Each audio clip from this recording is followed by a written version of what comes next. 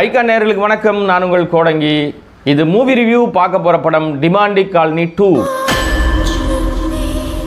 பேய் படங்க.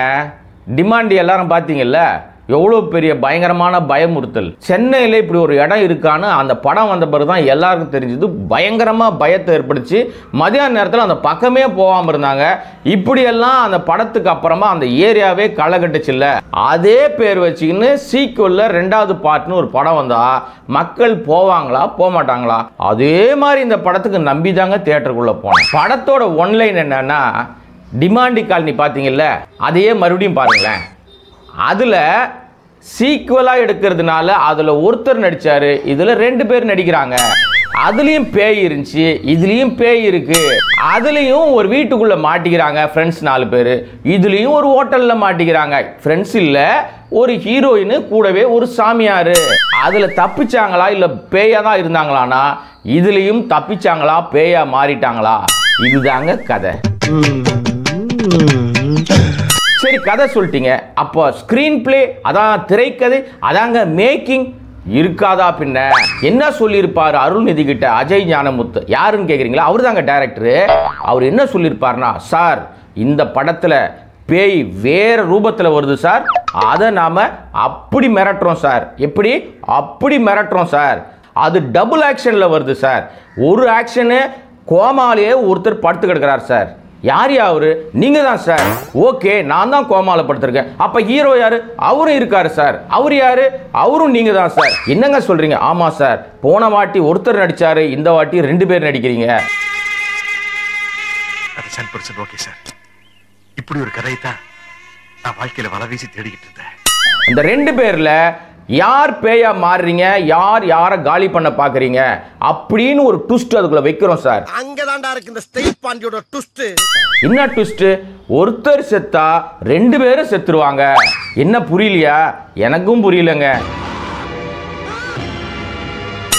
இப்படி முதல் சீக்வன்ஸ்ல இருந்து 4 காட்சியை போட்டு படத்தை ஓபன் பண்ணிட்டு, அதுக்கப்புறம் ஒரு 10-15 ஹாலிவுட் ஃபிலிம்ல இருந்து சீனெல்லாம் உருவி அப்படியே புதுசா பண்றேன்னு, கிராபிக்ஸ் பண்றேன்னு ஒரு 1000 வவ்வால பறக்க விட்டு, ஒரு 10 இடத்துல பத்த வச்சுட்டு, அதுக்கு ஒரு சாமியாரை குறுக்க வச்சு மீன் தொட்டிக்குள்ள அவரை முக்கி அமுக்கி, அப்புறம் என்ன நடக்குதுன்னு யாருக்கும் புரியல, எனக்கும் புரியல, படம் பார்க்கறவங்களுக்கு புரியல. படம் எடுத்தவங்களுக்கு அது புரிஞ்சுதானா?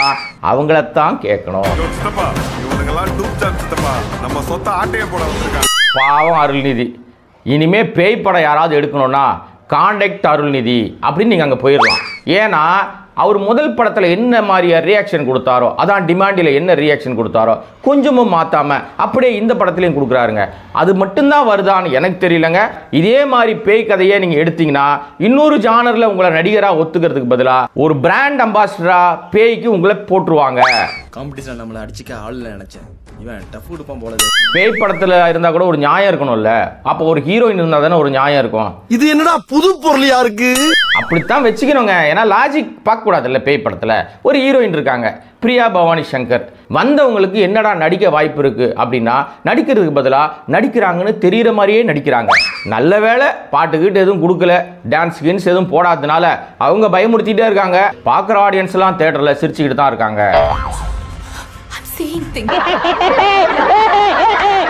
இந்த படத்தோட இயக்குனர் அஜய் ஞானமுத்து, இவர் ஏற்கனவே அந்த டிமாண்ட் எடுத்தவர் தான்.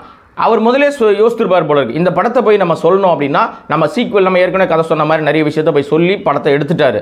எடுத்து முடிச்ச பிறகு தான் அவருக்கு தோணியிருக்கும், நம்ம நிறைய கண்ணா பின்னான்னு எடுத்து வச்சிருக்கோமே, இதெல்லாம் எப்படி கோத்தா எப்படி ஹீரோ ஒத்துப்பாருன்னா, ஹீரோ கிட்ட இவர் என்ன சொல்லியிருப்பாருன்னா, சார் அதெல்லாம் கவலையப்படாதீங்க, இருக்கவே இருக்காரு இசையமைப்பாளர் சாம் சிஎஸ்னு, நம்ம கூப்பிட்டு என்னத்தை வேணாலும் பண்ணி எடிட் பண்ணி மொத்தமாக அவர் கையில் கொடுத்தோம்னா மியூசிக் போடுறேன்னு உள்ள போடுவார் சார். கேட்குற எல்லாருக்கும் சவுண்டு தான் இருக்கும், படத்தில் என்ன வருதுன்னு கவனிக்க மாட்டாங்க.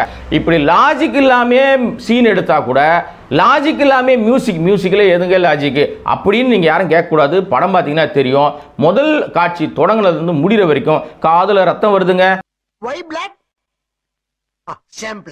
இந்த டைரக்டர் இந்த படம் ரிலீஸ்க்கு முன்னாடி நான் ஒரு விஷயத்தை கொளுத்தி போட்டு பரபரப்பா அப்படியே இணையமே தெறிக்கி விட்டாரு. என்னடா மேட்டர் அப்படின்னா, கோபுரா படத்தையும் இவர் தான் டைரக்ட் பண்ணியிருந்தார். கோபுரா படத்தோட கதை லைன் எந்த இல்லைங்க, ஆனால் வந்து நான் ஸ்க்ரீன் பிளே தான் நான் பண்ணேன். 8 மாதம் உட்காந்து அதுக்காக வேலை பார்த்தேன். இந்த லைனை கொடுத்தது ப்ரொடியூசர் தான். என்னை வந்து ரொம்ப ஃபோர்ஸ் பண்ணி இந்த படத்தை பண்ண வச்சுட்டாங்க. அந்த படமே நல்லா தெரிஞ்சது பண்ணும்போது இது என்னோட கேரியர்லேயே காஸ்டியஸ்ட் லாஸ் அப்படின்னு சொல்லி ரொம்ப காஸ்ட்லியாக ஒரு லாஸ் பண்ணியிருக்கானா அது இந்த படம் தான்ற மாதிரி பேசினார். ஏன்டா தேவையே இல்லாமல் ஒன்றுமே இல்லாத ஒரு விஷயத்தை இவர் திடீர்னு பூதி பெருசாக்குறாரு அப்படின்னு பார்த்தா அப்போதான் தங்கலானும் இந்த படம் ஒன்றா ரிலீஸ் ஆகுது. விக்ரமை நம்ம சீண்டி விட்டு சுரண்டி விட்டோம்னா இந்த படத்துக்கு ஒரு பெரிய பில்டப் கிடைக்கும் நினைச்சாரோ என்னமோ தெரியல. Master plan. அப்புறம் இந்த படத்தோட டைரக்டர் அஜய் ஞானமுத்தும் நடிச்ச அருள்நிதியும் தயவு செய்து சமீபத்தில் ஒரு படம் வந்ததுங்க, பேச்சின்னு ஒரு படம். சின்ன பட்ஜெட், 5 கேரக்டர் தான் பண்ணியிருப்பாங்க. ஒரு காட்டுக்குள்ளே தான் நடக்குங்க. அதுவும் பேய் படம் தான். அதுலேயும் வந்து கிராஃபிக்ஸ் எல்லாம் இருந்துச்சு. அந்த படத்தை தயவு செய்து ஒரு முறைக்கு 4 முறை பாருங்க. அந்த படத்துக்கு கொடுத்த மக்கள் வரவேற்புக்கு டிமாண்டி காலனி செலவு பண்ண காசுக்கு பேச்சு மாதிரி 10 படம் எடுக்கலாம். அந்த 10 படத்தில் 5 அவுட்டு. சூற மொக்கையாக இருந்தால் கூட ஒரு 2 படமாவது உங்களுக்கு போட்ட காசை திருப்பி கொடுக்கும். ஏன்னா நீங்கள் பார்ட் 3க்கு லீடு வச்ச மாதிரி தோணுது. எனக்கு பயமே என்னன்னா நீங்கள் பார்ட் 3 எடுக்கிறீங்களா, பார்ட் 30 வரையும் கூட எடுங்க, ஆனால் கதையோடு எடுங்க, நல்ல விதமாக மக்களை பயமுறுத்துங்க. அது எங்க இருக்கு நெக்ஸ்ட். ஒட்டுமொத்தமாக இந்த படத்தை பற்றி சொல்லணும் அப்படின்னா டிமாண்டி காலனி 2னாவே பேய் படம். இப்போ பேய் படம் பார்க்குற எல்லாரும் தியேட்டரில் அலறுவாங்க. இந்த படத்துலையும் அலறுனாங்க. எதுக்காகன்னா எப்படா படத்தை முடிப்பீங்க, கதவை துறங்கடா, வெளியில் ஓடணும்னு.